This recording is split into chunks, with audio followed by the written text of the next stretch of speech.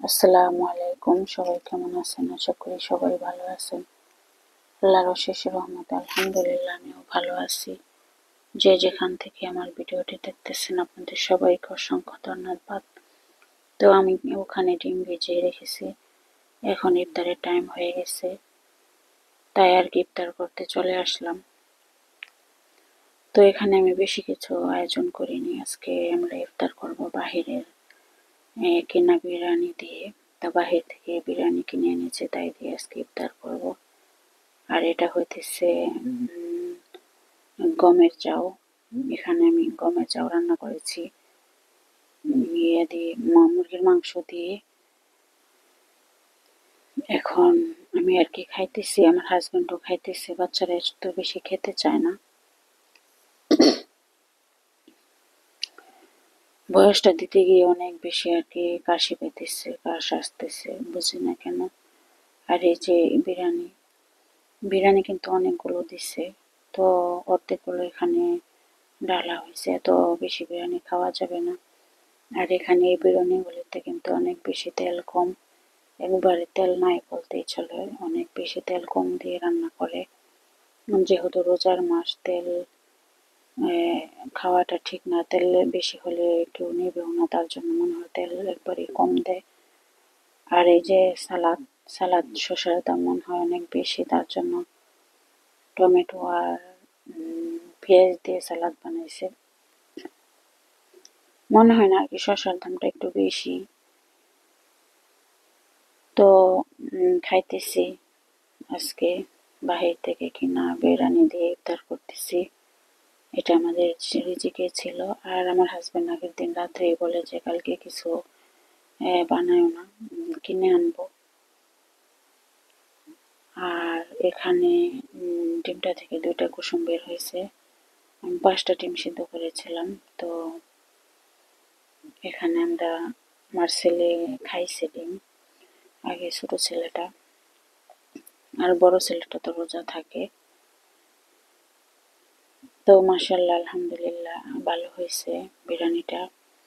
তেল কম দিয়েছে, তো তার জন্য অনেক বেশি ভালো লাগতেছে। আর বিরিয়ানির সাথে আমার ডিমটা ভালো লাগে, সিদ্ধ ডিমটা। আবার তেলে ভাজলে ওটা আমার কাছে ভালো লাগে না, এক এক জনের স্বাদ এক এক রকম। তো আমার কাছে এইভাবে সিদ্ধ দিলেই বেশি ভালো লাগে। তো ইফতার করে তারপরে ঘুমাইছিলাম, ঘুম থেকে উঠে তারাবির নামাজ পড়ে তারপরে কাজে চলে আসলাম, রান্না করতে হবে। তো আস্তে আস্তে রান্না করা শেষ করব। তো ডিমগুলো আমি সুন্দর করে ধুয়ে তারপর ঝালেতে উঠিয়ে রাখছি। আর এই ডিমগুলো আনা হয়েছে বিশেষ করে লুটুস দিয়ে খাওয়ার জন্য, আর সিদ্ধ করে খাওয়ার জন্য দেশি মুরগির ডিম আনা হয়। আর এই ডিমটা লুটুসে একটা ডিম দিলেই হয়, আর দেশি মুরগির ডিম 3টা দিতে হয়, আর এখান থেকে একটা ডিম দিলেই হয়। মাছগুলো দেখেন কি সুন্দর চকচকে হয়েছে।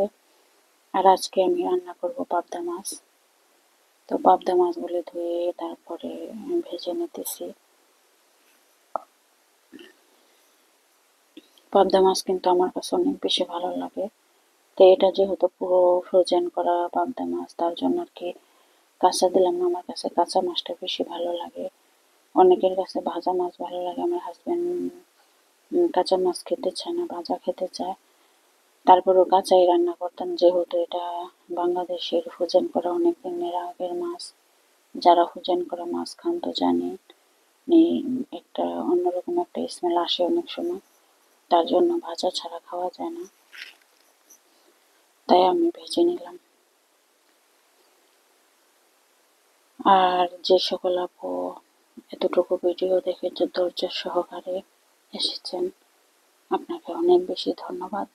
আমাকে সাপোর্ট করবেন, আমিও আপনাদেরকে সাপোর্ট করব। আর আজকে আমি ভয়েসটা না হলেও 4-5 বার দিছি, কোনো না কোনো কারণে সমস্যা হয়েছে, তার জন্য আবার কেটে কেটে আবার দিতেছিলাম, এমন আর কি। তো কপিরাইট কিভাবে আসবে আমি বুঝি না, তার জন্য আর কি মিউজিক দিই না, তাহলে আমি মিউজিকই দিতাম, ভয়েসটা আর কি দিতাম না। আস্তে আস্তে যদি শিখি তাহলে অবশ্যই ভয়েসটা আর দেব না। ওই মিউজিক দিয়ে ভিডিও আপলোড দেব।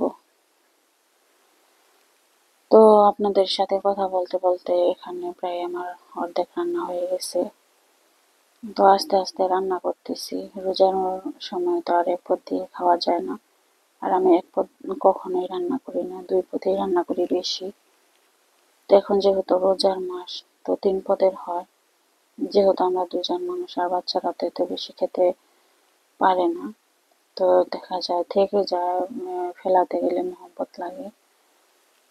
তো আমার হাজবেন্ডও আর কি খায়, ও বলে না যে খাবো না। তো আমার রান্নাটা কেমন হইতেছে অবশ্যই বলবেন। জানি আমার ভিডিও আমার কাছেই ভালো লাগে না, আপনাদের কাছে কি ভালো লাগবে।